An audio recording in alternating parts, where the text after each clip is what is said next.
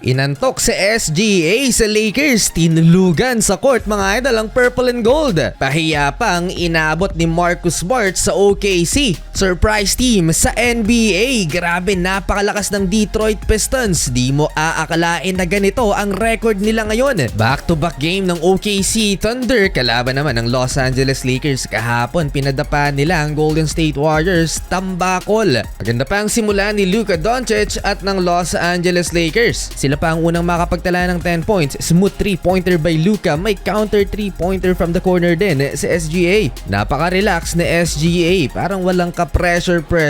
Hindi siya nabobother sa depensa ng LA Lakers. Kumpara kay Luka, mas lamang sa points per game si Doncic at 37.1 habang 32.8 points per game naman ang MVP. Mababalian naman itong si Chet Holmgren nang sumabay sa kanya si DeAndre Ayton. Sumakit ang braso at nasugatan pa. Hindi naging maganda ang ending ng first quarter para sa Los Angeles Lakers dahil natambakan sila ng OKC ng isang dosena, 30-18. 10 points ang MVP sa first quarter. Pinapatunayan ng Oklahoma City Thunder na sila pa rin ang best team sa NBA kahit sino pa ang itapat sa kanila. Lockdown ng inabot ni Luka Doncic sa former Laker Alex Caruso. 10 points off the bench with 2 steals si Alex.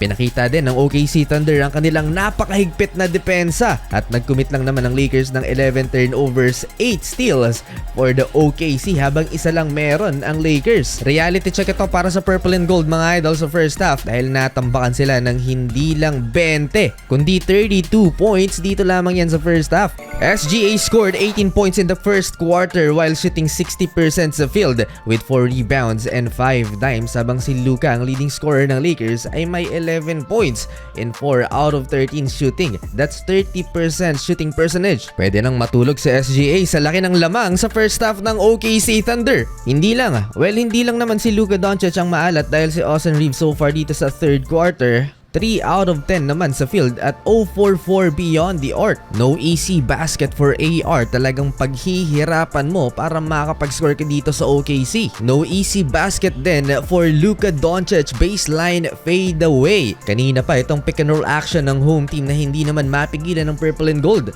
At ang nagbe-benefit dyan ay ang big man nilang si Isaiah Hartenstein. Grabe ang hiyawan ng crowd nang ma-posterize ni Cason Wallace si Marcus Smart.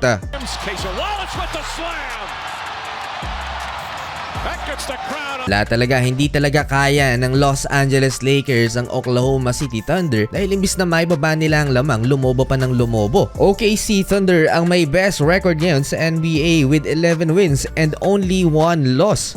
Ginagawang asintahan lang ni SGA si Luka Doncic. Mid-range, hindi makakasabay si Luka. Another mid-range shot for the MVP. Grabe yung separation na na-create niya kontra kay Jake. Isaiah Joe to end the third quarter. 100. Sarado ang score ng Oklahoma City Thunder kontra sa 64 points lamang ng Purple and Gold. Kailangan ng LA ang isang himala para makambak ang OKC Thunder. Second unit na lamang to ng OKC Thunder pero hirap ang Purple and Gold.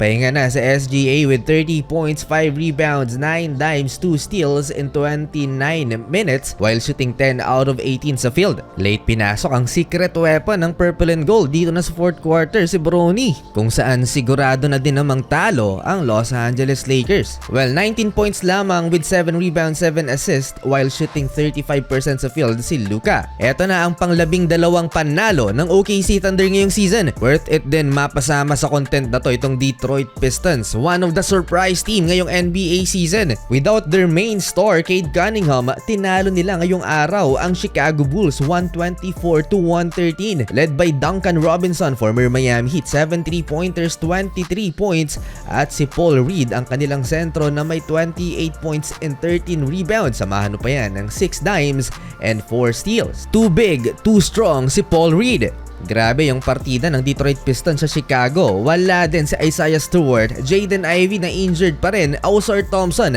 at si Tobias Harris. Pistons ngayon ang may active longest winning streak with 8 straight wins. Second best team sila sa NBA, sumunod sa OKC Thunder at number 1 sa East with 10 wins and 2 losses.